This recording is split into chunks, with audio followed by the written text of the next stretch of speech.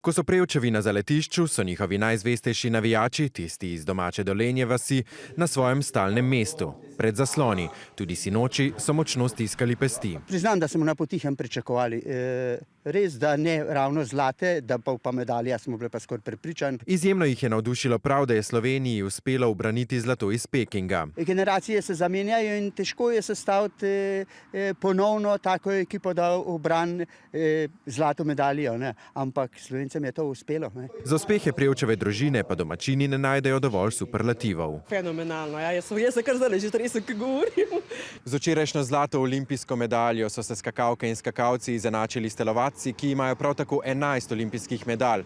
No, gre pa tudi za poseben mejnik družine Prevc. Olimpijsko medaljo imajo namreč zdaj že 4 njihovi družinski člani. Skupno 8 medaljami se družina Prevc tako uvršča med najuspešnejše družine na olimpijskih igrah.